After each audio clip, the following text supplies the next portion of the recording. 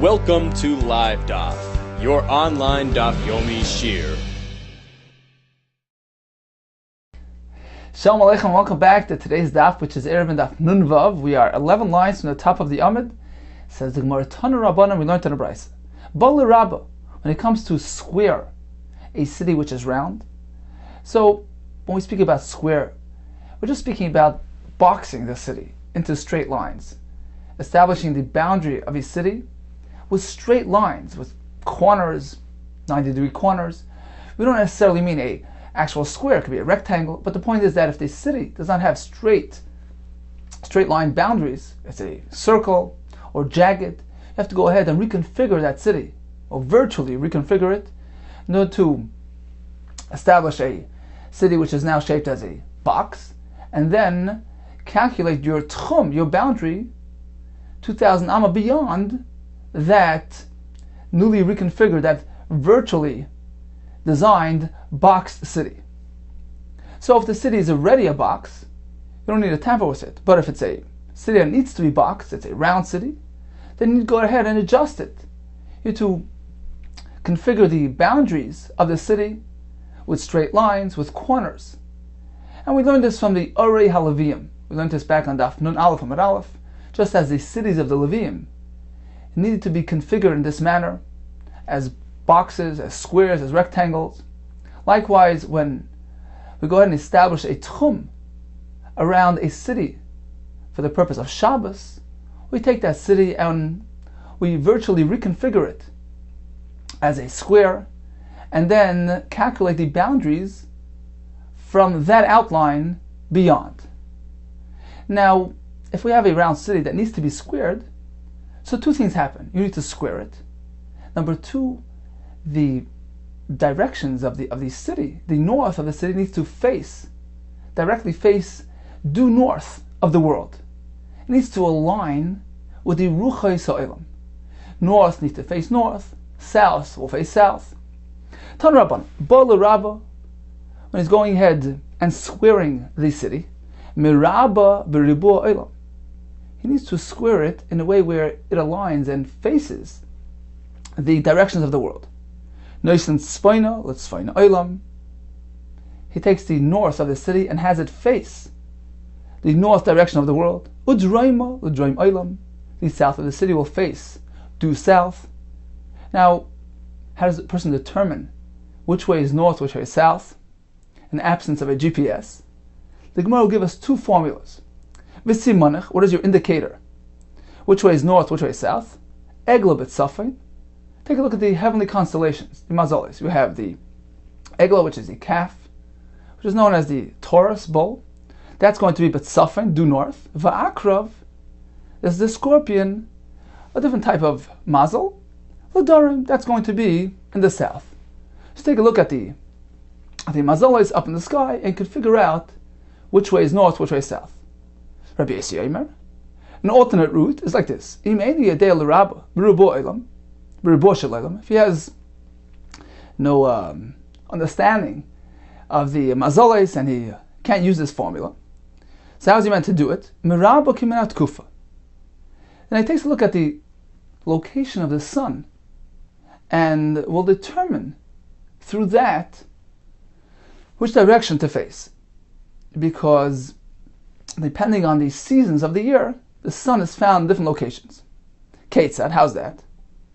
Chama yoytza b'yom aruch v'sheikas b'yom aruch zeu pnei tzafin. So the sun will always rise in the east and set in the west. However, there are different lengths of days. We have longer days in the summer, shorter days in the winter. So how do we get a long day? The sun is always rising in Mizrach and setting in Ma'arav. The answer is that during those longer days, the sun will take a more circular route to get from one side to the other. It's going to rise east, but at which point of Mizrach? At the northeastern corner of Mizrach. So up near the Tzafin, that's it's going to rise. And then it's going to make its way around three sides of the world, meaning it's going to go along the Mizrach, the eastern side, then go around the south, come back around west, like a U-turn, and then set where? At the northwest corner. So it's going to making its rounds around the world. East, then south, and then west. So on the Yom Aruch, on the long day of the year, let's say the longest day of the year, the sun will come up from the northeast corner, make its way all around the world, back to the northwestern corner, and then set. So if you're holding at that point in the year, and you take a look at where the sun rises, you can figure out which direction you're facing. Chama yoytze b'yom aruch. Where does the sun leave, sun rise on that long day? V'sheikas b'yom aruch. And where does it set on that long day? Zeo pnei tzafin. That's going to be on the tzafin side, on the northern side of the world. So it comes out from northeast and sets northwest. What about on the shortest day of the year? Then it's just the opposite. It's going to rise from the east, but from which part of the east? Southeast corner. And set at southwest corner. So it's a very direct route. It's a short day. So it rises east and sets west, but it takes a very direct route. It doesn't cover much. It only covers the south side of the world. It runs along the south side, and that's it. In contrast to the long day where it ran around the world. It ran along the east, over the south, and back around the west. So on the short day, Chama yoytze b'yom katzer, v'shekas b'yom katzer. From where does the sun rise on that short day? Which point does it come out? V'shekas b'yom katzer, and where does it set on that short day? At the south corners. Zeo pnei darim. That's the Durham side of the world. Now, what about during the equinox, when it's even day, even night? Tkufas Nisan, Tkufas Tishrei, the equinox of Nisan and of Tishrei, when the days and the nights are equally long. So there, the sun will rise due east, in the middle of the eastern side of the world, and set in the middle of the west. Chama yoytze b'chatzi mizrach, comes out in the middle of the eastern side, shekas b'chatzi marv, and sets due west, in the middle of the western side.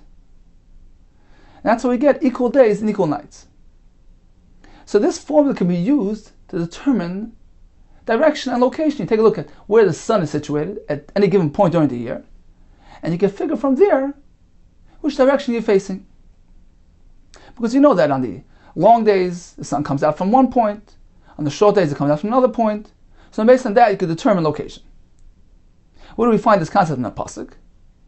That the sun is visible along certain specific sides of the world and is invisible in other locations, meaning it's always going to be running along the south, no matter which day of the year we're speaking about. And it's always going to be invisible along the north. That's during nighttime. That's when the sun is hiding behind the earth. So along Durham, along the south, the sun is always visible. Along Tzafin, it's not. Mizrach and Marav, that depends on seasons.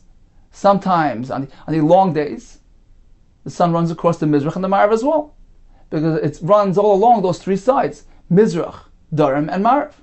Whereas on the short days, the sun will not be running along Mizrach and Marav, rather only along the south side. So what do we find this in the pasuk? Shnema hoylech al darim. Hoylech means it traverses it. It runs through the darim. It's visible as it's going along the south side. V'soiv al tzafin, and it goes behind tzafin, meaning it's not visible when it's running along the north side of the horizon. Hoylech al darim b'yayim. When we speak about hoylech al darim, that's b'yayim, when it's visible. V'soiv al tzafin, when it's making its rounds around the tzafin, it's not visible. That means b'layla. At night, it's going behind the northern side of the horizon, and you don't see it. So that's a given fact. South, it's always going to be visible. North, it won't be visible. What about east and west? That depends on the time of the year. Soiviv soiviv holach haruach. So here we have both descriptions. Soiviv soiviv indicates that it's not seen. Hoilech indicates that it is seen. Which direction of the world are we speaking about? Elu pnei mizrach pnei marav. It's referring to the eastern and western sides of the world. Shepa'amam alachasam. Sometimes the sun is visible along those sides as well. For instance, during the summer, where it's going to be traveling along those sides of the world and visible, running along the east and the west. And sometimes it merely goes around it, meaning it's not visible along those sides. For instance, on the shortest day of the year, the sun will only be visible while it travels along the southern side of the horizon. Meaning it's going to be coming from east directly to west, along the south of the world, and it won't be visible at all along the east-west, and needless to say, north. Okay, so based on this concept, we can figure out location based on the position of the sun. Of Mesharshia, he negated these formulas. We can't follow these formulas. Because the sun, we learned in the Bryce, we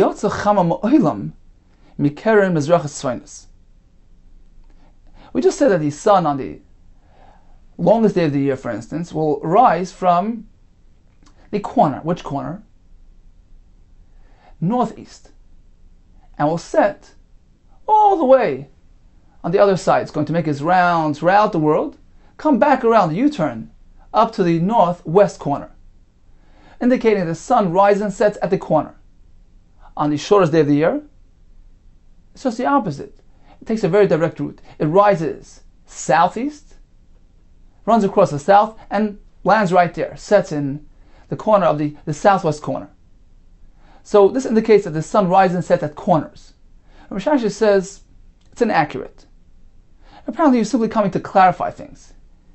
He agreed with the concept, with the formula that the sun travels differently depending on the year, but on the day of the year, but this description as the sun rising and setting at corners, he says that's inaccurate.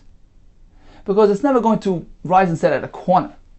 Even say during the longest day of the year, that it takes a circular indirect route from where it rises to where it sets, and that makes the day longer. But that's not to say that it's going to rise and set at a corner. It doesn't rise at the northeast corner. It's going to be a bit removed off that corner, towards the south. And likewise, on the shortest day of the year, it's not going to rise at the southeast corner. Rather, it's going to be pushed off a little bit off that corner towards the north. So the description is a bit inaccurate. That's what he's coming to clarify. As we see in the Brisa, the sun never rose from the actual corner, Mizrach Tzaveh, northeast, Vishaka Bekerem Maravas Droimus, and set at the corner, at the northwest corner, meaning during the longest day of the year. It doesn't happen. It doesn't actually take place at the corner itself. And likewise, during the shortest day of the year, it doesn't come and doesn't come out and set at the corner. And the Chama never came out of the corner, the southeast corner of Shaka Bekeren Maravas Droimis, and landed and set at the corner of Maradarim, which is southwest. So the concept he agrees with, but the exact description here he feels needs elaboration because it's not actually at the corner that this will take place, but it's a bit off the corner.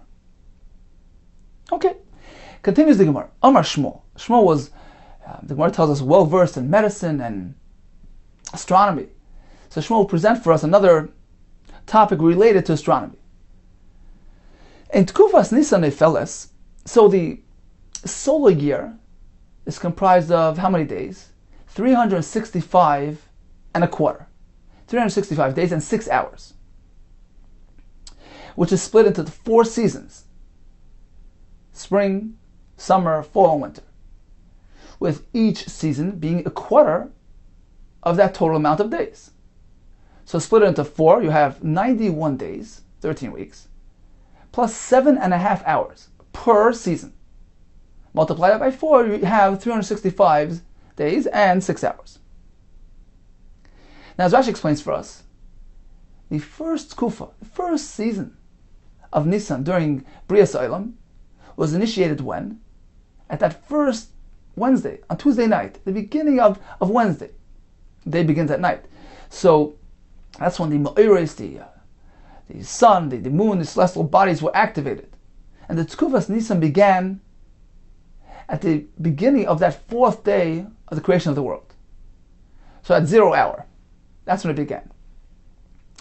Now, that's going to result in the fact that Tkufas Nisan, this spring season, will always begin either at the beginning of the day, at the first hour, or after 6 hours, after 12, 18, 24. It's always going to be at a quarter point along the 24-hour cycle, because the difference between one year and the other is only 6 hours, right? 365 days plus 6 hours. So if the Tkufa of Nisan during this year began at the first hour of the day, the next year it's going to be pushed over 6 hours. It's going to begin after the 6th hour, and so on and so forth. That's number one. Now, based on that, we can make a simple calculation to figure out when the next season will begin. It's always going to be 7.5 hours removed, because the gap between seasons is 91 days and 7.5 hours. So if the Nisan season begins at the beginning of a day, at the first hour, when does the next Tekufa begin? 91 days, 7.5 hours later. At which hour in the day? It's going to begin after 7.5 hours. If this was at the first hour, the next one will be 7.5 hours into the day. And the Tekufa following that will be pushed over 7.5 hours. And so on and so forth. So let's see the Gemara. Amar Shmuel, ain't Tkufas Nisan nefelas. Tkufas Nisan, the first season, will always fall out at a quarter point, some of the 1 quarter point within a 24-hour cycle. Ela ba'arba rivei hayom. It falls out on one of those quarter points. Or b'tchilas hayom, or b'tchilas halayla, either at the beginning of the day or beginning of the night, or b'chatzi hayom, or b'chatzi halayla, or halfway through the day after 6 hours, or halfway through the night after 6 hours of the night. Because Nisan is always going to be an even number. It's always going to start at the beginning, the middle of the day, or beginning, middle of the night, at a 6-hour point. And based on that, that leads us to the next thing. Vein tkuvas tamas nefeles. The tkuva of tamas will always fall out. Ella oy ba'achas mechza, oy b'sheva mechza. Either after 1.5 hours of a day, or after 7.5 hours of a day. Ben b'yayim, whether of the day, ben b'layla, whether of the night. So for instance, if the Nisan season began at the beginning of a day, the first hour, so the next tkufa, which is Tammuz, the summer season, will begin at the 7.5 hour point of the day. Or if the Nisan began at the 6-hour point after 6 hours, so when is going to be the Tkufas Tammuz, 7.5 hours later, which is 1.5 hours into the night, because the day is 12 hours, the night is 12 hours. So it's a simple calculation. And then that leads us to the next Tkufa. What about the Tkufa of Tishrei, the fall season? That's going to be pushed over another 7.5 hours. Vein Tkufa Tishrei nefelas, elo oy b'shalish shoyis, oy b'teisha shoyis. Either after 3 hours, or after 9 hours. Ben b'yayim ben b'layla, whether the day hours or the night hours. So for instance, if Nisan fell out at the beginning of the day, Tammuz 7.5 hours into the day, Tishrei will be 7.5 hours later, which takes us into 3 hours of the night. Very simple. That takes us to the next thing. Vein tkufas tevas nefeles, elo oy ba'arba mechza, oy b'esher mechza, bein b'yayim, uvein b'layla. So the last season of Tevis will fall out at the 4.5 hour mark, or the 10.5 hour mark of either day or night. So working along with our illustration where we have Nisan falling out, for instance, at the beginning of the day, we have Tammuz 7.5 hours later, so it's 7.5 hours into the day. we have Tishrei pushed over another 7.5, which is now the third hour of the night. And the final tkufa of Teves in this configuration will fall out 7.5 hours later into the night, which is 10.5 hours into the night. So this is the formula that we're going to employ, and that it's a very simple formula that explains for us that everything is based on where Nisan falls out, and everything else follows. Why is that? Because the difference, the gap between the tkufas are set. The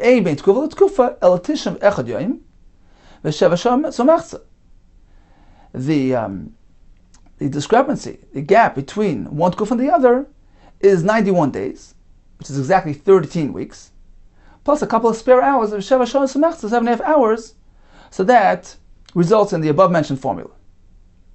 There's one more thing we need to know, is that there's the concept of the Shiva Kochvei Leches, 7 heavenly bodies which are actually seen, visible to a person's eye without using any instruments. And Hashem granted them some form of governance. Hashem governs the world through them in somewhat way. And they all rotate hourly. What are these 7 things? We have the sun, the moon, Mars, Saturn, Jupiter, Mercury, and Venus. So these 7 bodies rotate hourly. So the tkufa of Nisan, which began, let's say, during the mazel of the moon, Levana. So on which mazel will the next tkufa fall out? During the governance of which one of these celestial bodies? So if the difference between one tkufa and the other, discrepancy is 7.5 hours, so 7 is the entire cycle of these bodies. You've gone around the entire cycle. You came back. You started with moon. You came back to the moon. But it's a half hour later, because 7.5 hours removed. Right? The second season is 7.5 hours removed from the first season. So although you came back to the initial mazel, right? Levana was the mazel where the Nisan season began, and you came back to that, but it's a half hour into Levana. So each season will be pushed off a half hour further into this Shiva Kochvei Leches cycle. Each season will be pushed off into this system of these 7 celestial bodies, a half hour discrepancy from the previous season. One more thing you need to know, V'amar Shmuel, Ein lecha tkufas Nisan shenefeles b'tzedek. Sometimes we have a situation where when the seasons encounter one of these specific celestial bodies, these 7 bodies on the list, they result in some unusual phenomena, weather, etc. in the world. So Shmuel says that Ein lecha tkufas Nisan shenefeles b'tzedek. You won't have a situation where the Tkufas Nisan, the Nisan season, that should fall out during the mazel of Tzedek, which is Jupiter, where it doesn't cause havoc in the world. She'ena mishaber seilanis. It doesn't break the trees, meaning it creates storms and winds and creates havoc in the weather experienced in this world.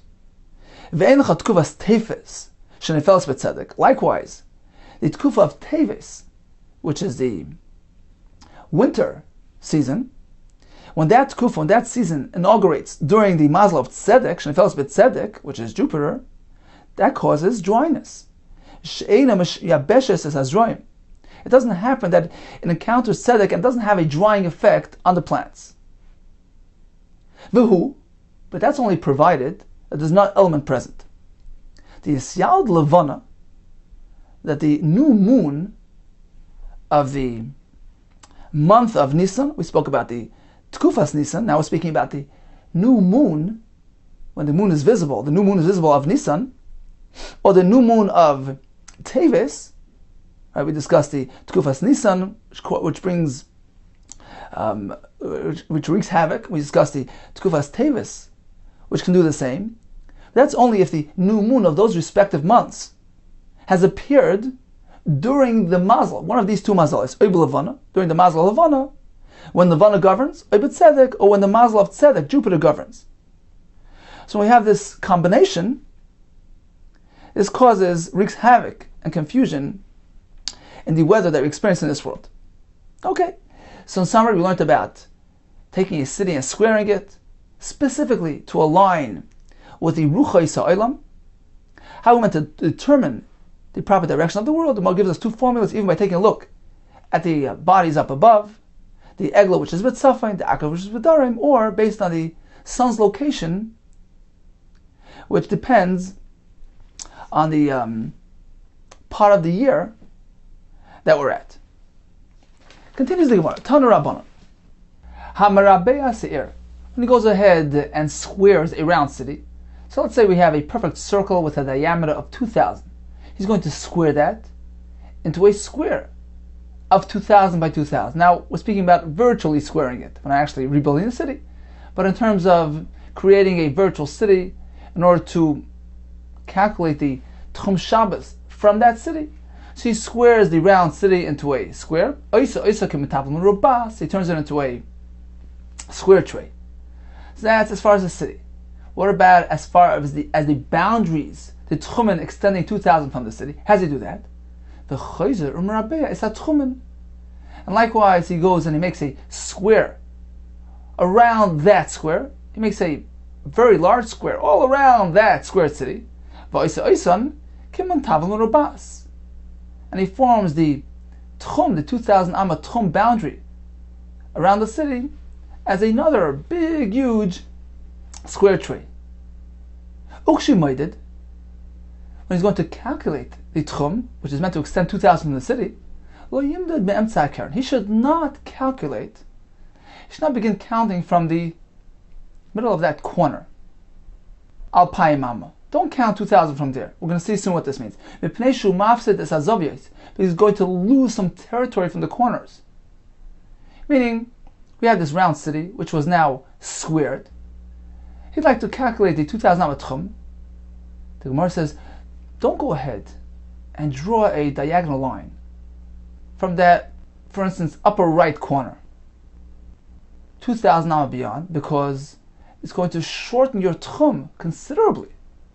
Let's remember, a diagonal takes up more space than a straight line. So if he draws the tchum around the city based on that diagonal 2,000 line, meaning wherever he ends, 2,000 amma line ends, he's going to use that as the outermost point of the tchum and draw a line around the city. Form the square around the city based on that. He's going to end up with a very narrow tchum. It's actually going to be 1,428 from the city. So don't do that. Rather, Ella maybe Tavla Merubas. Bring along a tray, a virtual tray, of a square tray. She alpaim amo, a square which is 2,000 by 2,000. Umanicha bekeren balachsoin. Place that tray, that square. The corner of that tray should touch the upper right corner of that squared city. And as a result, he's going to gain a lot of walking space. Why? Because two things happen. Number one, you square the city. That's first of all. So you gain a lot right there. You turned a circle with a diameter of 2,000 into a square of 2,000 by 2,000, which has a diagonal, which is much more than 2,000. Diagonal of this type of square is actually 2,800 amma. Working with the formula that the diagonal of the square is 1.4 of the straight angle of the square. So you now added a lot more. Before you got to the tchum, you've already added much. How much? Well, if you had a diameter of just 2,000, and now you have a diagonal of 2,800, so you've added 400 per corner. So let's say, if we take a look at the upper right corner of that newly squared city, you've added another 400 there of walking territory, which is the distance from that round angle at the upper right corner till the actual corner of that square. It's 400 amas. 400 amas on that side, 400 amas on the other corner. That's number one. So that's the Gemara right now. Nimtza se'ir mistakeres arba meos amos lekan. As a result of squaring the city actually gained 400 amos on this side. Va'arba meos amos lekan, another 400 on the other side. So that's due to the fact that you squared the city. Then you have an additional gain due to the fact that you added those square tchumen rather than just drawing a straight diagonal line of 2,000. How much did you gain by doing that? Let's calculate. If you would have had just a straight line running from the city, you would have ended at 2,000. Now that you place that square, 2,000 by 2,000, next to the corner of that city, what is the diagonal of that square? It's way more than 2,000. It's 2,800. So now you've added another 800 of walking space. Nimtzu tchumen mistakrin ches meyes amas lekan. As a result of this method, the tchum has now been expanded 800 amas in this direction, u'shmoina meyes lekan. Another 800 amas in the other direction, meaning at the other corner. So what is the total gain here? You have 400 from the city, right? You added 400 by squaring the city itself. And you've added another 800 by forming the tchum in this manner, using the square which has a diagonal of 2,800. So as a result, how much was added? How much more walking space was added to the city? Let's say a person decides to walk out of the upper right corner of the city. So had it just been a round city with a straight line of 2,000 extending from that city, that's all he has is 2,000. The fact that you squared the city, that added another 400. The fact that you configured those tchumen using this square method, you've added another 800. That gives you a total of an additional 1,200, which you would not have otherwise had. Nimtzo iru tchumen mistakron, the gain of the city and the tchumen will be elef amasayim lakan, 1,200 in this direction, ve'elef amasayim lakan, and likewise 1,200 at the other direction, the other corner. This result is to be found b'masa, by a city dahavia trei alfi, which is 2,000 by 2,000. So we're working with this case study, we're working with an example of a city which is 2,000 by 2,000, which results in these numbers being achieved. But the same concept will apply to any size city. Continues the Gemara. Tanya, we learned in the Bryce. Amar Reb Lezer Reb Yossi. Now we know that the halachas of Tchumei Shabbos are derived from where? From the cities given to the Levium. We learned this earlier in Daf Nun Aleph. They had a tchum of 2,000 extending from their city. They were meant to be squared in accordance with the Ruchos Ha'olam, as we learned earlier. So the Ori Levium is actually the source for the halacha by Shabbos as well. So the Gemara will embark on a discussion regarding the exact description of the Ori HaLeviim. Says the Gemara, Tchum Ori Leviim al Paimam. The boundary which extended from the Ori Leviim was 2,000. Tzei mehen elef ama migrush.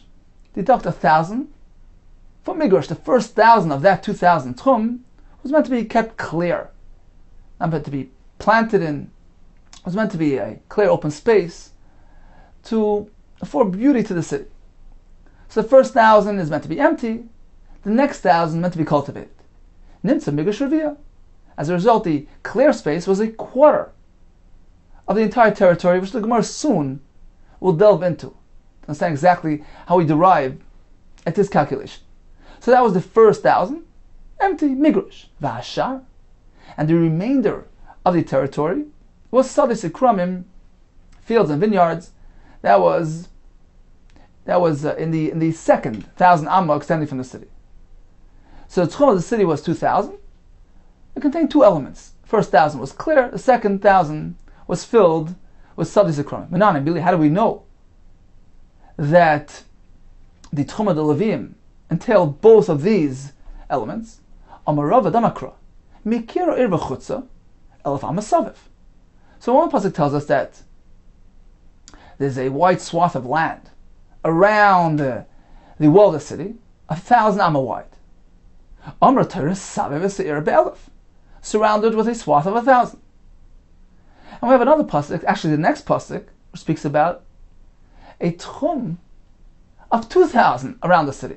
So which one is it? Is it 1,000 or 2,000? The answer is describing two different facets of the tchum. The first 1,000 was meant to be open and uncultivated. The second 1,000 can be filled with sadeh sikram. Okay, let's go back to the brisa, which described the migrush portion as being a quarter, covering a quarter of the territory of the total area. Nimtza migrush aviyah. Says more, how does that work? If the tchum extended 2,000 from that city, the first 1,000 was migrush, so it's a half of the tchum. It's not a quarter. Reviyah palgahavi. It's a half. So how do we get to a third, to a quarter? Amar Rava, Bar Ada Mishacha. This fellow Bar Ada, who was a professional surveyor, Asberli, he explained it to me as follows. Meshkachasla, we find this formula that the migrash will be a quarter of the total territory, b'masa da have trei alfi. In a city that is 2,000 amma wide by 2,000 amma long. Now, the Gemara is going to work with a formula of squares of 1,000 amma by 1,000 amma. That's going to serve as the building blocks for calculating territory. Okay, so this city here is 2,000 by 2,000, which has 4 of these squares, 1,000 by 1,000 each. Now, how much territory did the tchum encompass? Tchum kamahavya. Now, one more thing. The Gemara is going to discuss the territory around these cities and classify it in two ways. There's the tchum and there's the kronis. They're both really speaking about the territory around the city, but the tchum is the part of the territory which extends alongside the city itself, adjacent to the city, to the right, to the left, up and down. They have the kronis, which are the corners, the territory surrounding the city, but not adjacent to the city itself. They're coming out of the corners. So just for clarity, for added clarity, we're going to classify it in two categories. We have the tchum, we have the kronis. They're both referring to the area around the city. Okay, so getting back to our city, which was 2,000 by 2,000. Tchum kamahavya. How large was the tchum territory? Meaning, how many squares of 1,000 by 1,000? How many of these cubes were involved in creating the tchum around the city? Shitza, 16. Why? Very simple, because the tchum extended 2,000 away from the city, and the city is 2,000 wide. So the tchum is effectively 2,000 by 2,000, which contains 4 of these squares of 1,000 by 1,000 each. Now the tchum extended to all sides of the city. One to the right, one to the left, one to the front, one to the back. So if each one of these directions had 4 cubes, so times 4 is a total of 16. Tchum kamahavi shitzer, 16 of these squares. Kronis kamahavim. What about those corners, which we haven't yet accounted for? They also had 16 squares, because each corner had to be filled with 4 of these cubes. So 4 times 4, 16. A total of how many cubes? 32 of these squares. Okay, now how much of that was the migrash, which was the first 1,000 portion extending from the city? Dal Tamanya the Tchumen. So let's again break it down to the Tchumen and the Kronis. So how much of the Tchumen needed to be deducted for the migrash? So let's take the Tchum off to the right, which was 2,000 by 2,000. The first 1,000 is the migrash. So you have 2 cubes there that belong to the migrash. So we have 2 from the right, 2 from the left, 2 from the top, 2 from the bottom. So Dal Tmanya Tchumen. Deduct 8 of these squares from the Tchumen territory and grant it for the migrash. V'abar the Kronis. And how many squares were deducted from the Kronis for the sake of the migrash? 4. 1 per corner. Kamahavi, what is the total of the migrash tracer? 12 of these cubes. So 12 out of how many in total? We said there were 32 cubes in total, covering the Kronis and the Tchumen. So the migrash, which is now 12, it's 12 out of 32. Nimtza migrash reviyah?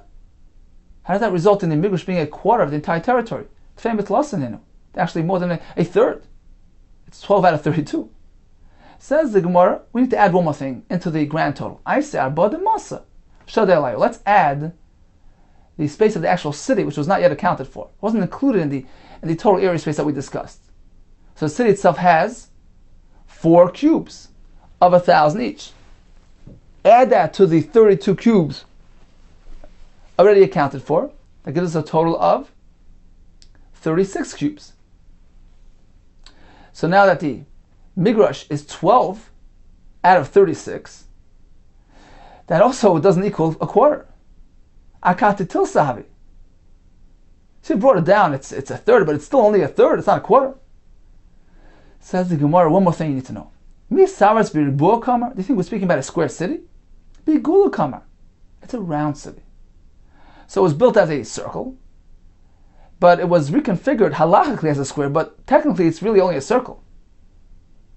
Now the Migrash is this wide swath of land, this 1,000 amma wide piece of land, clear land, empty land, which forms a band around the city. Now, if the city is round, then the Migrash is round. So let's change the total territory of that Migrash, because we discussed the Migrash being 12 squares of 1,000 each. That was based on the notion that the Migrash was square, around a square city. But if the city is really round, the Migrash is really round, let's deduct something from that Migrash. What is the difference between the area space of a square and the area space of a circle? 25% discrepancy. Kama Maruba Yasar legal. How much larger is a square than a circle? Ravia. It encompasses 25% more area space than a circle of the same dimension. So we have a circle which is an amma in diameter, circumference of 3, and you have a square which is amma by amma. The area space of that square will be covering 25% more territory than the circle with that dimension. So that's the formula we're going to work with. So let's deduct 25% from the Migrash, which was purported to be 12 of these squares, but now is really a quarter less because it's round. Dollar via minai, let's deduct a quarter. Pashlo tisha leaves us with 9. You took a quarter off 12, you have 9 of these squares which entail the Migrash territory. So 9 out of a total of how many squares? V'tisha mitlasim v'shita rivahavi. 9 out of 36 is really a quarter. So we have it all worked out. We take the entire territory of the city, the Tchumen, the Krones, which are now diced into cubes of 1,000 by 1,000, for a total of 36 cubes. The Migrash, which was this 1,000 amma wide swath of land, which surrounded this round city,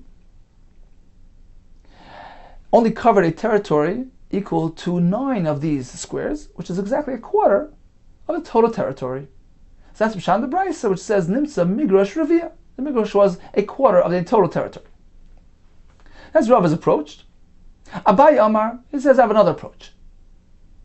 Another approach where we don't have to take into account the city's territory into the total. Mishkachas Lanami, we can also find this formula that the Migrash covers a quarter of the total territory in the following scenario. The Masa, with a city, Dahavia Alpha Balf, which was smaller in size, 1,000 by 1,000. So that's the city. Now let's calculate the territory around the city, the Tchumen.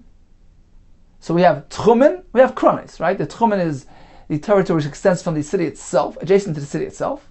We have the Krones, which are those corner portions next to the corners of the city. Let's make a calculation. How much territory is required for both those elements? Tchumen kamahavu. How much space did the Tchumen occupy? Tmanya. A total of 8 cubes of 1,000 by 1,000. So you have the city, which is 1,000 in the middle. We have the Tchum to the right, extending 2,000. But since the city here is only 1,000 wide, so Tchum is 2,000 long by 1,000 wide, which has 2 of those cubes within it. So that happens to the right.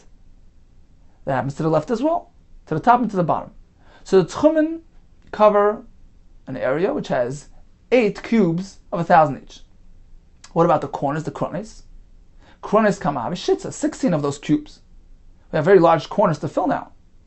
Each corner has 4 of those cubes, giving us a total of 16 squares for all the corners. So 16 for the corners, 8 for the actual Tchumen, a total of 24 of these squares. Okay, let's address the Migrash. What proportion of this was designated for the Migrash, the open area? Dal Arba de Tchumen. Let's deduct 4 of these cubes from the Tchumen, which will be contributed for the Migrash, right? Because the Tchum extends 2,000 beyond the city. 1,000 of that, one of those cubes belongs to the Migrash. So 1 cube per Tchum, V'arba de Kronis.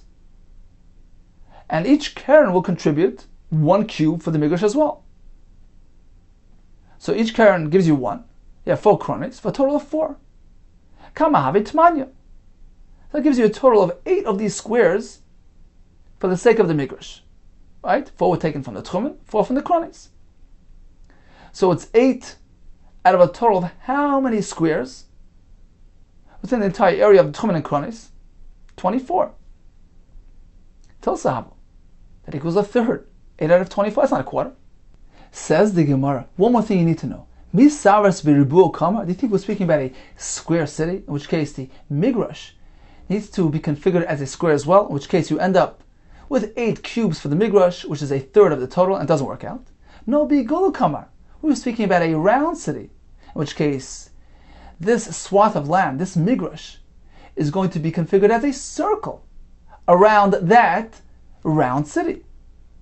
Now, by doing so, you can deduct some space, some territory from that Migrash by 25%. Kama meruba yasal igel. How much more space does a square occupy? How much more than a circle of that same dimension? Revia, a quarter more.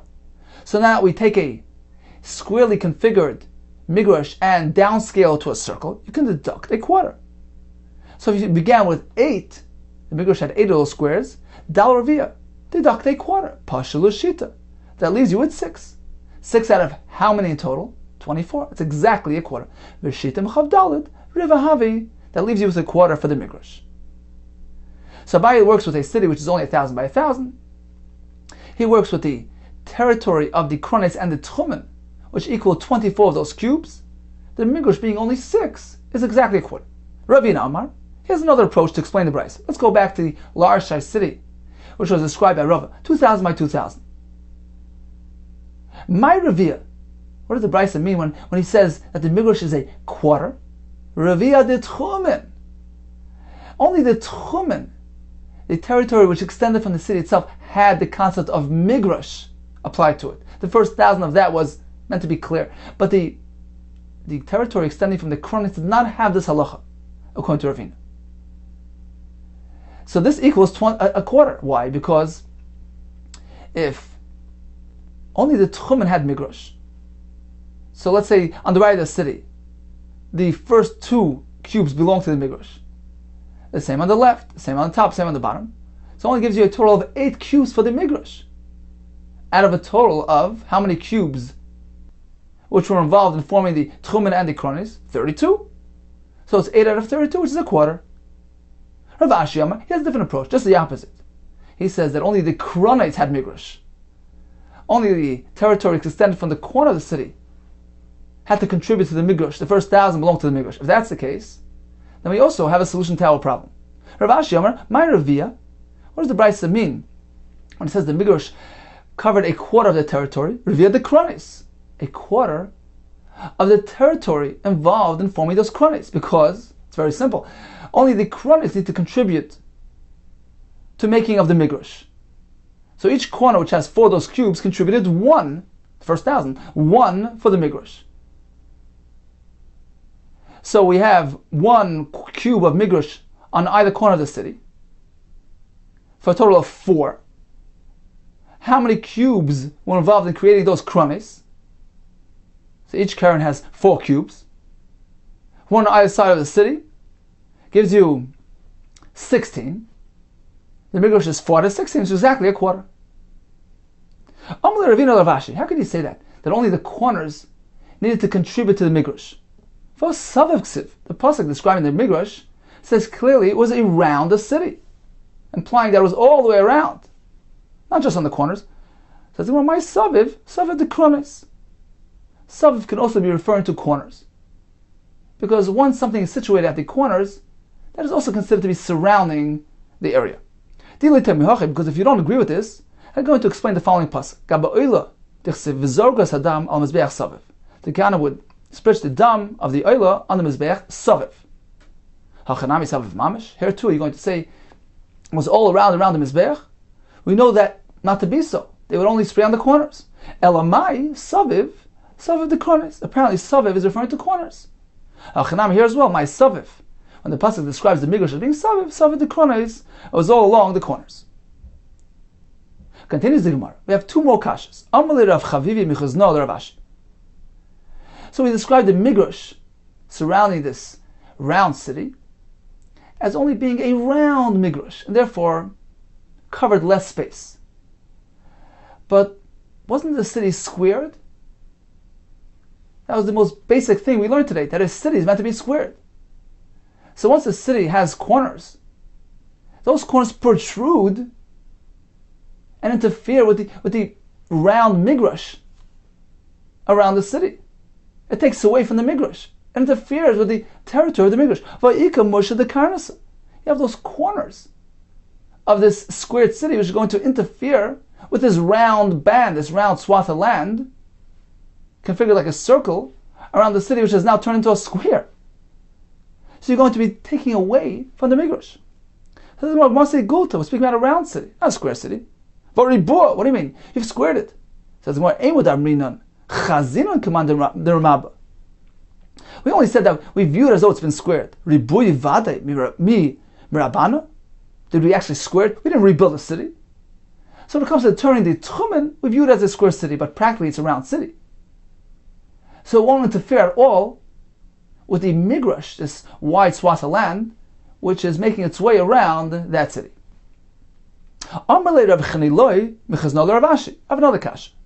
We began the sugi by saying that if we have a city which is 2,000 by 2,000, and he goes ahead and establishes the tchumen by merely drawing a diagonal from the city 2,000 amas long, he's going to end up losing a lot. Rather, create a square of 2,000 by 2,000, place it by the corner of that city, which will land you a diagonal of 2,800. So it's going to add another 800 to the tchum of the city. How could that be? How could there be a discrepancy to that extent? Michti, let's take a look. Kama meruba yasal igel, revia. How much larger is the total surface area of a square than the surface area of a circle of the same dimension? It's a quarter more, 25% larger. So now a case where he drew a 2,000 amma line coming straight out of the city. Let's say you go ahead and form a circle around that line. So the circle now has a diameter of 2,000. And you take that circle and expand it into a square. You just transformed it into a ribua. What have you done? You have increased that total space by 25%. So this 2,000 amma line should be increased merely by 25%. So you take 2,000 and turn it into 2,666 and 2/3. How do you get to 2,800, which is way more than 25% difference? Says the Gemara, these 800 that you're describing, it should be much less. Shismeya 600, Vishisim Visheva, and 67 Nikit Tilsa, minus a third Havi. That's what it should be. It should be 666 and 2/3. So how do you get to 2,800 from 2,000? Malaysi told him, this formula that you've suggested, the 25% discrepancy, doesn't apply here. That's only applied when you were dealing with a total area space. Yeah, the area space of a square is 25% more than the area space of a circle. But when we're dealing with specific angles within the circle or within the square, there certainly could be a greater discrepancy. That's only when you're forming a circle within a square, you're speaking about the area space. When we're speaking about a diagonal, you certainly need much more. So if you have a circle with a diameter of 2,000, and then you create a square which is 2,000 by 2,000, the diagonal of that square will be way more than 2,000. It's going to be 2,800, because the diagonal is 1.4 than the straight line of that square. The Amar, as we learned, Kol Amsa B'Ribua. When you have a square of an Amma by an Amma, its diagonal will be an Amma and 2/5. So in our case, where the square is 2,000 by 2,000, its diagonal will indeed be 2,800. Okay, time for a very brief review of today's daf. We learned that when establishing a tchumen around the city, first we square the city, and we went to have the square face the directions of the world, which are discernible through the constellations, through the position of the sun. The Uri Halavim as well was squared and contained a empty space around the city, which encompassed a quarter of the territory, for which the Gemara gives us 4 explanations.